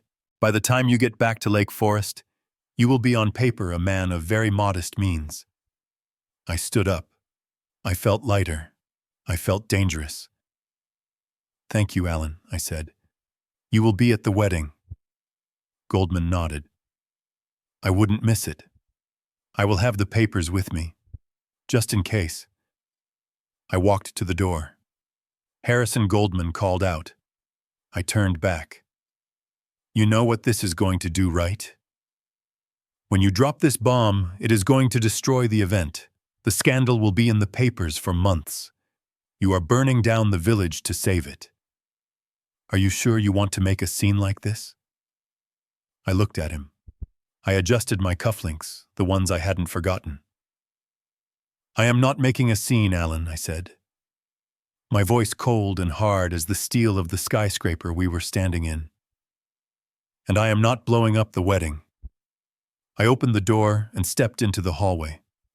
I am just taking out the trash. I took the elevator down to the lobby. The security guard nodded at me. I walked out to my car. The city noise was picking up the sound of sirens and traffic. It sounded like music. I checked my watch. 10:30. I had 30 minutes to get back. I had to put the mask back on. I had to go back to being the confused, dying old man. I had to let them dress me in my tuxedo. I had to let them lead me to the slaughter. But they didn't know that the lamb had teeth, and the lamb had just emptied the bank accounts. I started the engine of the Bentley. I drove back toward the suburbs, toward the white tent, toward the flowers and the lies. I was ready. The money was gone. The trap was set. All that was left was the I do, and then the I don't. The pipe organ at Old St. Patrick's Church is loud enough to rattle your bones, a deep, resonant sound that usually signals the beginning of a joyous union. But as the first chords of the wedding march echoed off the stained glass windows and the high vaulted ceilings, it sounded to me like a funeral dirge. I stood in the vestibule, the heavy oak doors waiting to swing open. My daughter Emily stood beside me. She looked like an angel. Her dress was a cloud of white lace and silk, a custom design that cost more than most people earn in a year. She was holding a bouquet of white peonies, her hands trembling slightly with nervous excitement. I looked at her, and my heart felt like it was being squeezed in a vice. She was so happy. She was radiant with the kind of pure, unadulterated joy that only exists before the world teaches you how cruel it can be. She had no idea that the man waiting for her at the altar was not her prince but a monster who viewed her as a walking bank account with an expiration date. She had no idea that her stepmother, the woman she had tried so hard to please for 15 years, was plotting to bury her. "Daddy, she whispered, squeezing my arm. "You look so serious. Are you okay?" I forced a smile. It was the hardest thing I have ever done in my 74 years of life. I had stared down union bosses and hostile takeover artists. But lying to my daughter in this moment broke me. "I am just overwhelmed, sweetheart," I said softly. "You look beautiful. Your mother would have been so proud of you today." Emily's eyes filled with tears. She leaned her head on my shoulder for a second. "I wish she was here," she said, "but at least I have you. And I have Brandon." The name tasted like ash in my mouth. I patted her hand, feeling the delicate bones beneath the white silk glove. I had to protect her, even if it meant destroying the memory of this day forever, even if it meant she would hate me for a while. The doors swung open. The light from the nave spilled into the vestibule, blindingly bright. 300 faces turned toward us. It was a sea of designer suits, expensive hats, and curious eyes. The elite of Chicago had gathered to see the merger of the Caldwell fortune with the charming young entrepreneur. They didn't know they were about to witness a demolition. We began to walk. Step by step. The music swelled. I walked with a slow, measured pace. To the guests, it looked like the dignified gait of a proud father. In reality, I was marching toward a war zone. Every step brought us closer to him. I looked down the long aisle. Brandon was standing at the altar. He looked perfect. His tuxedo was tailored to within an inch of its life. His hair was perfectly coiffed. He was smiling a wide, dazzling smile that showed off his perfect teeth. But I was close enough now to see his eyes. They weren't looking at Emily's face. They were scanning the room, drinking in the wealth, the power, the attention. He looked like a man who had just pulled off the heist of the century. And in the front row, sitting in the place of honor, was Veronica. She was wearing a silver gown that shimmered under the church lights. She held a lace handkerchief to her eyes, dabbing away fake tears. She looked the part of the emotional mother of the bride perfectly. But as I passed her, I saw her gaze flick to me. She was checking my color. She was checking for the sweat, the tremors, the signs that the poison was taking hold. I kept my back straight. I didn't give her the satisfaction of seeing me stumble. Not yet. We reached the altar. The music faded into a reverent silence. I turned to Emily. I lifted her veil, revealing her face. She was smiling, tears of joy streaming down her cheeks. I leaned in close, pulling her into a hug that was tighter than usual. I needed her to remember this moment. I needed her to remember that I loved her. "Emily," I whispered into her ear, my voice cracking with raw emotion. "Listen to me. No matter what happens in the next few minutes, no matter what you see or hear, I want you to remember one thing. I love you more than life itself. Everything I do is to save you." She pulled back, slightly confusion clouding her eyes. "Dad." "What do you mean?" I didn't answer. I couldn't. I kissed her forehead and turned to Brandon. He held out his hand to take hers. I looked at his hand. I wanted to break his fingers. I wanted to smash his face into the marble floor. But I took his hand and placed Emily's into it. "Take care of her," I said, my voice dropping to a low growl that only he could hear. "Or God help you." Brandon smirked, squeezing my hand with a grip that was meant to be reassuring but felt like a challenge. "Don't worry, old man," he whispered back. "I will take care of everything. You just go sit down and try not to die before the reception." I let go.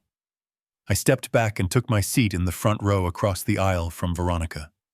The priest, Father Callahan, began the ceremony. His voice was soothing, speaking of love, fidelity, and the sacred bond of marriage. The irony was so thick it was suffocating. Here we were in the house of God, listening to a sermon about truth, while two predators stood at the altar planning a murder. I watched Veronica. She was relaxed now. She thought the hard part was over. I had handed Emily over. The poison was in my system, or so she thought. All she had to do was wait for the vows, wait for the ring, and then wait for my heart to stop. I checked my watch. It was 2:20. Lucas would be in the choir loft by now, hooked into the church's audio-visual system. We had one shot at this. If the timing was off, if Brandon managed to sign the marriage license before the reveal, the legal battle would be 10 times harder. The ceremony dragged on. The readings, the hymns, the homily. Every minute felt like an hour. I could feel the tension radiating off my body. I gripped the wooden pew in front of me until my knuckles ached. Finally, Father Callahan turned to the couple. "And now, before we proceed to the exchange of vows, I ask the congregation, if anyone here has just cause why these two should not be joined in holy matrimony, speak now or forever hold your peace." The silence that followed was heavy. It was the traditional pause, usually a formality. I saw guests glancing around, smiling, expecting nothing. I sat still. I didn't move. I saw Brandon's shoulders relax. I saw Veronica let out a small breath she had been holding. They thought I was beaten. They thought the old lion had no teeth left. Father Callahan waited a few seconds, then nodded. "Very well," he said. He turned to Brandon. "Do you, Brandon Cole, take this woman to be your lawfully wedded wife to have and to hold from this day forward for better, for worse, for richer, for poorer, in sickness and in health, until death do you part?" Brandon looked at Emily. He put on his best performance. "I do," he said, his voice steady. Father Callahan turned to Emily. "And do you, Emily Caldwell, take this man?" I stood up. I didn't rush. I didn't shout. I simply stood up from the pew and walked up the 3 marble steps to the altar. The movement caught everyone's attention. A murmur rippled through the church. Emily turned to look at me, her eyes wide. Brandon frowned, annoyance flashing across his face. "Dad," Emily whispered. "What are you doing, Father?" Callahan paused, looking confused. "Harrison." "Is something wrong?" I ignored the priest. I walked past Emily and stood directly in front of Brandon. I was eye to eye with him. I saw the first flicker of genuine fear in his gaze. He looked past me to Veronica, seeking instructions, but Veronica was frozen in her seat, her mouth slightly open. I turned to the congregation. I looked at the 300 faces staring back at me. I reached into my pocket and pulled out the wireless microphone I had taken from the lectern on my way up. "I am sorry to interrupt," I said, my voice booming through the church speakers. It was calm, authoritative, the voice of the man who owned the room. "But before my daughter makes the biggest mistake of her life, there is something you all need to see." Harrison, Veronica shrieked, jumping to her feet. She abandoned the grieving mother act instantly. Her face was twisted with rage. "Sit down. You are having an episode. Someone help him." She gestured frantically to the security guards standing at the back. I turned to look at her. "Sit down, Veronica," I commanded. My voice cracked like a whip. The authority in my tone stopped the guards in their tracks. They looked at me, then at her. I was the one who signed their checks. I turned back to Emily. She was trembling, looking between me and Brandon. "Daddy, you are scaring me," she cried. "I know, baby," I said softly, "and I am sorry. But I promised you a wedding gift, and I think it is time I gave it to you." I looked up toward the choir loft. I raised my hand. Play it, Lucas. Above the altar, a large white screen usually used for hymn lyrics flickered to life. The church went dim. Brandon lunged for me. "You crazy old bat!" he shouted, reaching for the microphone. But I was ready. I stepped aside, and two of the ushers, who were actually off-duty FBI agents I had hired, stepped out from the shadows and grabbed his arms. "Let go of me," Brandon screamed. "Watch the screen, Brandon," I said coldly into the microphone. "I think you are the star of this movie." The static on the screen cleared. The image came into focus. It was grainy shot in night vision, but the picture was unmistakable. It was the interior of the pool house. The silence in the church was absolute. Then the audio kicked in. The sound of moaning filled the sacred space. And then a voice. Brandon's voice. "I can't wait until the old man is dead," he said on the recording. Gasps of horror erupted from the pews. Emily covered her mouth with her hands. I stood there watching the color drain from Veronica's face. The ceremony was over. The execution had begun. The image on the screen was grainy, bathed in the sickly green hue of night vision, but the definition was high enough to leave nothing to the imagination. 300 people in the pews of Old St. Patrick's Church craned their necks, their eyes wide, expecting perhaps a montage of childhood photos or a romantic tribute. What they saw instead was the interior of my pool house, a place of leisure turned into a den of iniquity. On the screen, Veronica, the woman sitting in the front row in her silver gown, was clearly visible. She was wrapped in the arms of the groom, Brandon. It was not a hug. It was a primal, desperate entanglement that made the air in the church turn instantly stale. A collective gasp sucked the oxygen out of the room. It sounded like the hull of a submarine buckling under pressure. I watched the faces of the guests. The senator in the third row dropped his glasses. The grandiose aunt from lush Lakeshore Drive covered her mouth with a gloved hand. But I did not look at them for long. I looked at Emily. She was staring at the screen, her mouth slightly open, her eyes unblinking, as if her brain simply refused to process the visual data. She was frozen in a state of catastrophic shock. Then the audio kicked in. The speakers tuned for choir hymns projected the voices with terrifying clarity. The sound of ice clinking in a glass echoed through the nave, followed by Brandon's voice, smug and dripping with malice. "I cannot wait until the old man is dead," the recording played. His voice was casual, as if he were discussing the weather. "I have to take a shot of whiskey just to get in bed with her. She is clingy and boring." On the screen, Veronica laughed. It was a cruel, cackling sound that seemed to mock every vow of marriage ever spoken in this building. "Don't worry, baby," her recorded voice said. "Once the wedding is done, we will handle him. The pills are already working. And as for Emily, accidents happen on honeymoons all the time. An overdose is so tragic, isn't it?" The silence in the church shattered. It wasn't a murmur anymore. It was a wave of revulsion. A woman in the back screamed a sharp, piercing sound that cut through the tension. People began to stand up, knocking over hymnals, their faces twisted in horror. They weren't just witnessing an affair. They were listening to a conspiracy to commit double homicide. Veronica was on her feet. She was clawing at the air, her face a mask of panic. "Turn it off," she shrieked, her voice cracking. "It is fake, it is a..." He made it up. But the video ended, and the screen went black for a heartbeat. I stood on the altar, unmoving, a statue of judgment. I caught Brandon's eye. He was no longer fighting the agents holding him. He was staring at the screen, his face drained of all color, looking like a ghost who had just seen his own grave. Then the second slide appeared. This was the death blow. It was a simple document.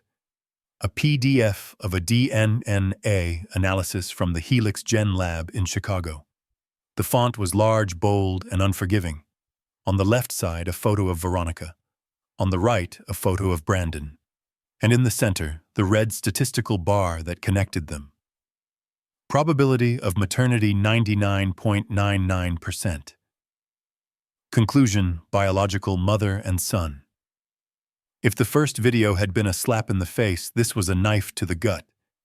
The reaction was visceral. I heard people retching. The sheer perversion of it, the biological horror of a mother marrying her son to her stepdaughter, broke the social contract of everyone in that room. The sophistication of the Chicago elite crumbled instantly. They were no longer wealthy patrons. They were a mob witnessing a taboo so ancient and deep that it triggered a primitive disgust. "Oh my God," someone yelled. "It is incest. He is her son." Emily made a sound that I will never forget as long as I live. It wasn't a scream. It was a whimper, the sound of a wounded animal realizing it is trapped. She dropped her bouquet. The white peonies hit the marble floor with a soft thud that seemed louder than the organ. She stepped back, shaking her head violently, her hands coming up to claw at her own veil as if trying to rip away the reality that was suffocating her. "Brandon," she choked out, her voice raw. "Tell me it isn't true. Tell me." Brandon looked at her. For a second, I thought he might try to lie, but the evidence was towering over him on a 20-foot screen. The monster inside him, cornered and exposed, finally snapped. His face twisted into a snarl of pure hatred. He didn't look at Emily with regret. He looked at her with disgust. "Shut up, you stupid cow!" he roared, struggling against the grip of the agents. "You were just the mark. You were just the paycheck." He lunged. With a burst of adrenaline fueled by desperation, he tore one arm free from the agent on his left. He didn't go for Emily. He came for me. He wanted to kill the man who had burned his world down. I didn't flinch. I didn't step back. I watched him come, but he never reached me. The head of my security detail, a former Navy SEAL named Marcus, who was posing as the best man, stepped out from behind the altar. He moved with a speed that blurred the eye. He didn't punch Brandon. He simply swept his leg and drove a shoulder into Brandon's chest. Brandon hit the floor hard. The sound of air leaving his lungs was audible. Before he could scramble up, two more agents were on him, pinning his arms behind his back. The click of handcuffs echoed through the sanctuary, a cold, metallic finality. I looked down at him. He was pressed against the marble where he was supposed to kneel in prayer. Now he was kneeling in defeat. Veronica was unraveling. She wasn't screaming anymore. She was hyperventilating. She looked around the room, seeking an ally, seeking anyone who would buy her lies. But the faces staring back at her were filled with loathing. Her friends, her social circle, the people she had spent 15 years impressing, were looking at her like she was a disease. "Harrison," she pleaded, turning to me, her hands outstretched. "Harrison, listen to me. It is a mistake. That document is forged. I don't know who that boy is. I swear." I picked up the microphone again. My hand was steady. "You don't know who he is?" I asked, my voice calm and cold. I reached into my pocket and pulled out a small folded piece of paper. It was the original birth certificate from Ohio. "Jason Miller, born to Veronica Miller, Dayton, Ohio, 1998, I read aloud.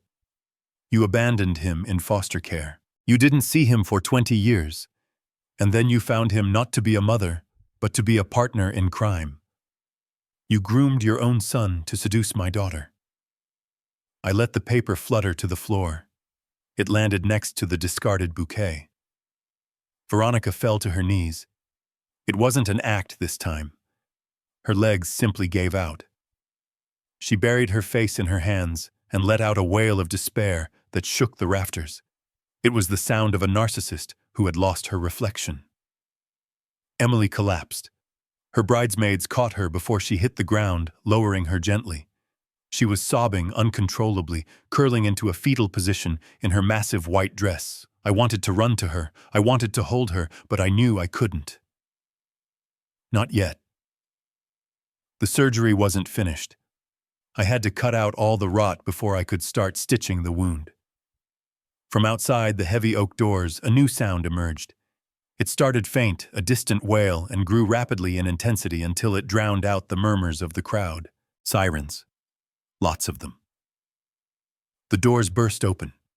Blue and red lights from the squad cars parked on the street flashed into the vestibule, painting the white walls in chaotic bursts of color. A team of uniformed officers led by Sergeant Miller, the same man Veronica had lied to the night before, marched into the church. They didn't stop to ask questions.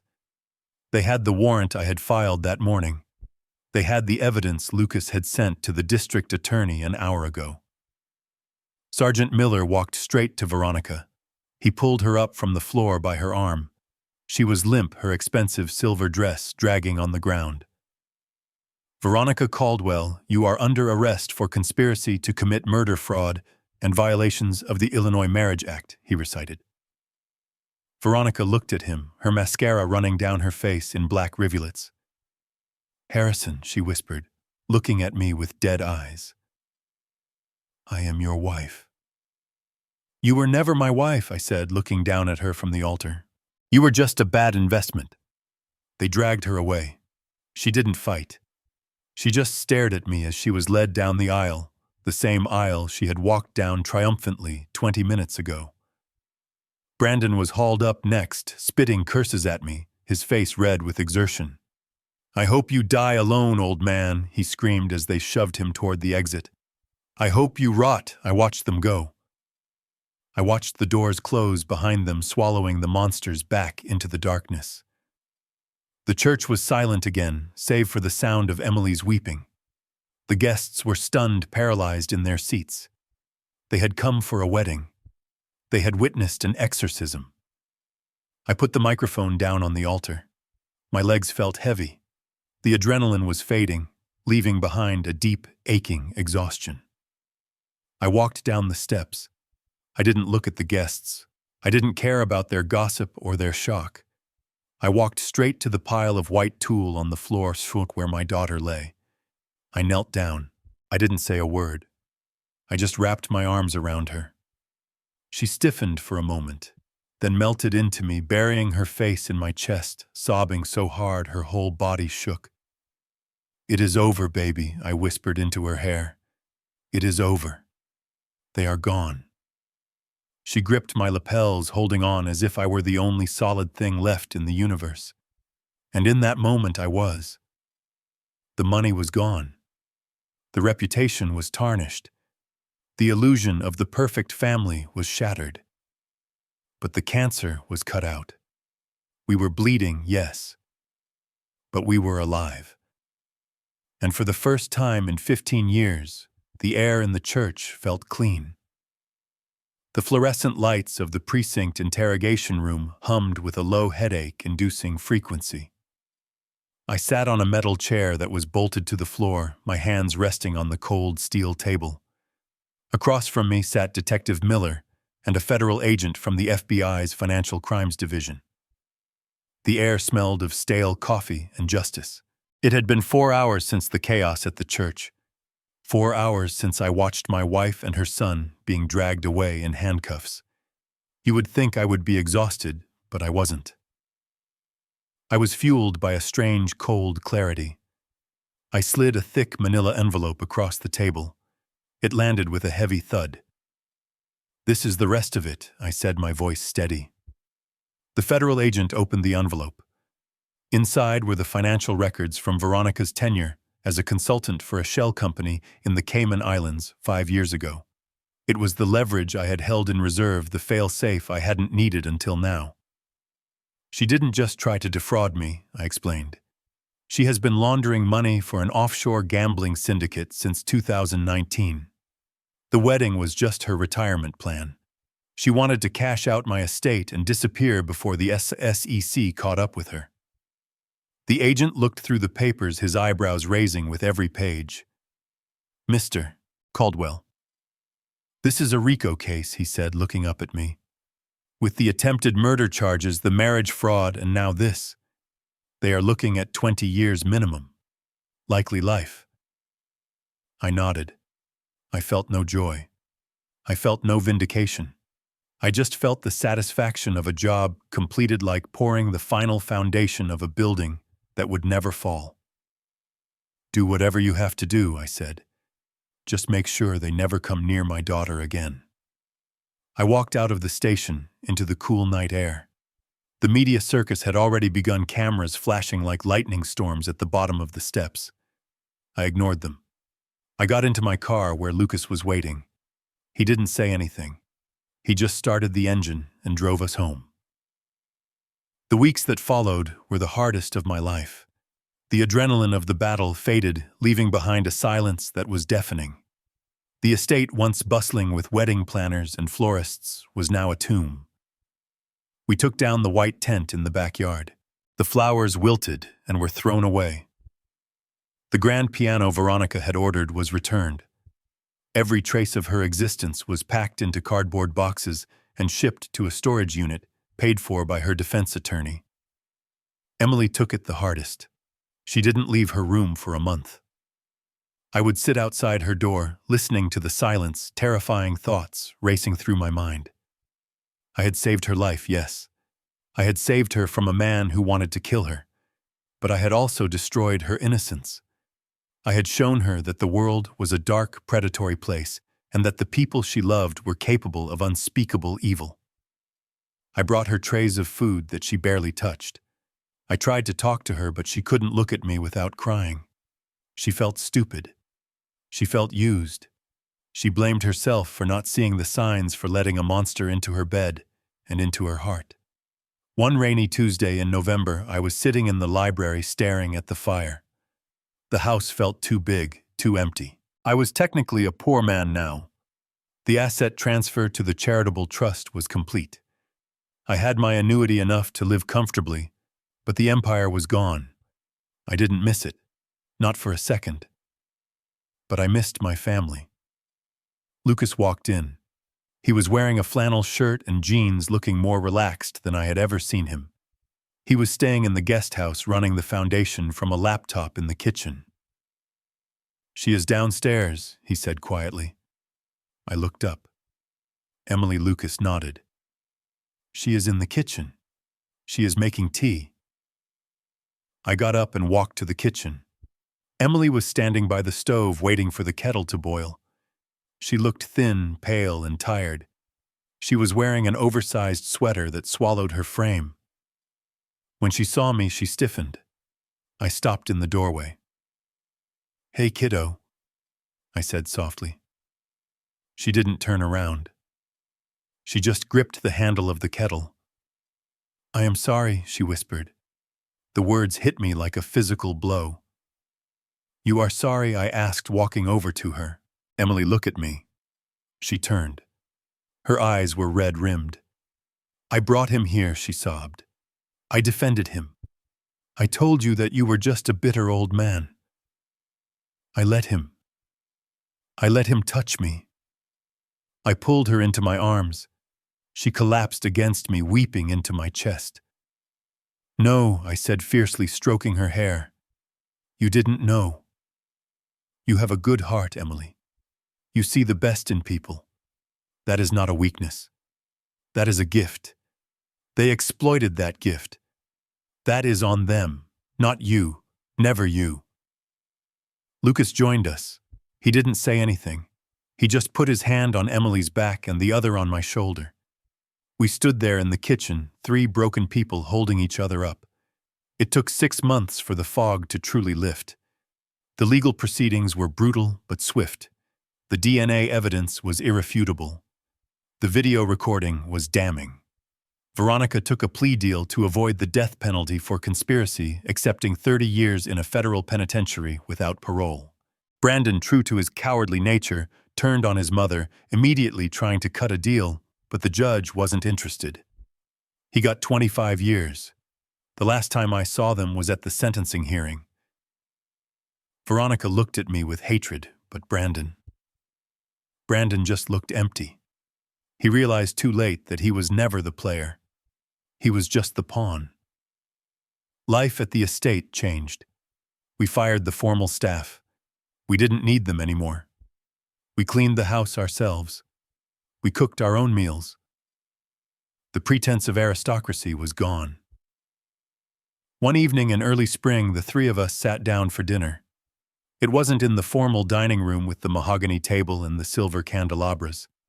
It was at the small round table in the breakfast nook. We ordered pizza from a place in Chicago that Lucas loved. I looked around the table. Lucas was laughing, telling a story about a glitch in the Foundation's new website. He looked happy. He looked like my son again. Emily was listening, smiling. It wasn't the beaming, naive smile of the bride. It was a quieter smile, a wiser smile. She had started teaching piano lessons at the local community center. She was using her music to heal kids who came from broken homes. She was finding her purpose not as an heiress, but as a teacher. I took a slice of pepperoni pizza. It was greasy and unhealthy and absolutely delicious. "You know," I said, wiping my mouth with a paper napkin, "I spent 40 years eating filet mignon with people I hated. This is the best meal I have ever had." Lucas raised his beer bottle. "To cheap pizza." "To cheap pizza," Emily echoed, clinking her soda can against his bottle. I watched them. My children. I realized that for 15 years I had been chasing the wrong things. I thought providing for them meant filling their bank accounts. I thought protecting them meant building walls around the estate. I was wrong. Protecting them meant being present. It meant listening. It meant trusting the right people. I had almost lost everything because I was blind. I was blind to my wife's treachery because she fed my ego. I was blind to my son's brilliance because he didn't fit my mold. I was blind to my daughter's vulnerability because I thought money was a shield. But I wasn't blind anymore. The price of my vision was $80 million. And looking at the two faces across from me, listening to their laughter, feeling the warmth of a home that finally felt like a home, I knew I had gotten the deal of the lifetime. I cleared my throat. The room went quiet. "I want you both to know something," I said. "I am proud of you." Lucas looked down at his plate, smiling. Emily reached across the table and squeezed my hand. "We are proud of you too, Dad," she said. "You saved us. I didn't save you." I shook my head. We saved each other. That night after they went to bed, I walked out to the pool house. It was empty now. We had stripped it to the studs and turned it into a greenhouse for Emily's orchids. The smell of deception was gone, replaced by the smell of damp earth and new life. I stood there in the moonlight, reflecting on the journey. I thought about the man I was before that night, arrogant, isolated, a king in a castle of cards. That man was dead. He died the moment he saw his wife in the arms of another man. The man standing here now was simpler. He was a father. He was a survivor. I took out my phone. I opened the banking app. The balance in my personal checking account was modest, just enough for the bills and a few trips to the lake. The millions were gone working to help strangers who had been scammed and abused.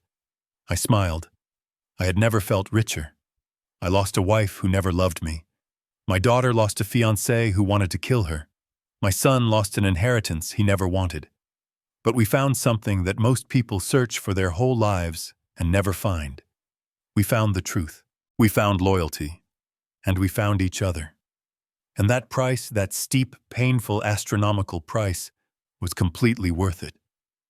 It has now been 2 years since the gavel fell, sealing the fate of the woman I once called my wife and the young man I almost welcomed as a son. The federal penitentiary in Terre Haute is a cold, unforgiving place, or so I am told. I have never visited. I have no intention of ever stepping foot in a cage to see the animals that tried to devour my family. I receive updates from my lawyer, of course.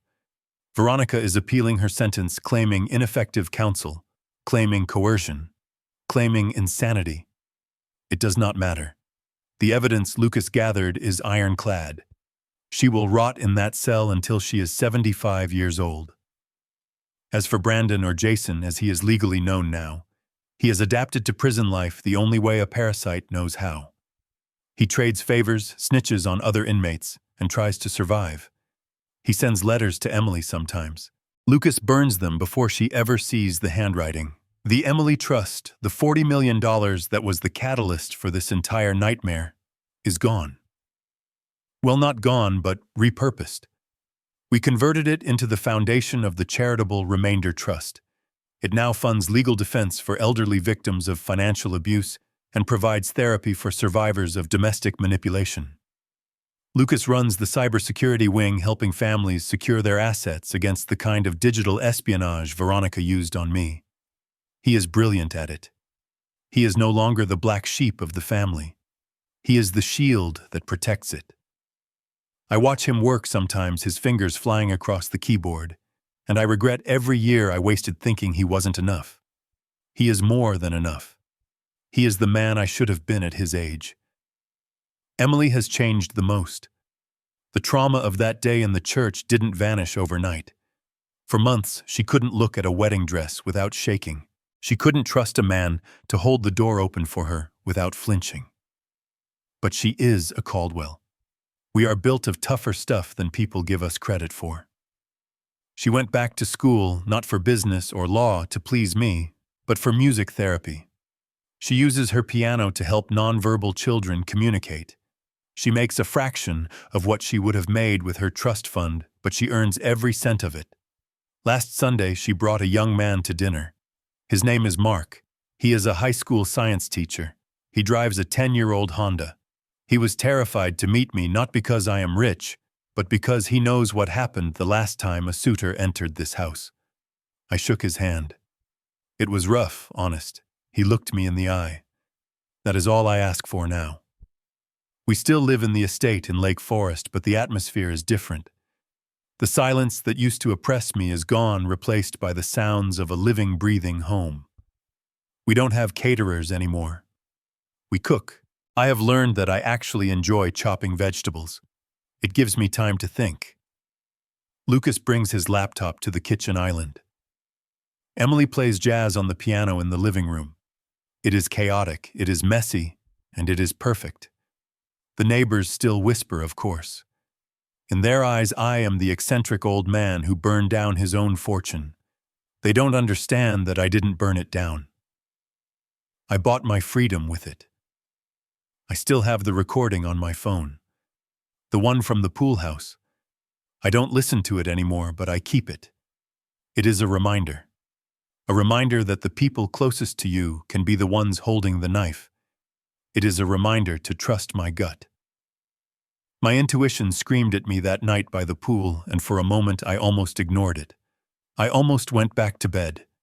If I had, I would be dead now, buried in a plot next to my parents while Veronica and her son laughed all the way to the bank in the Cayman Islands.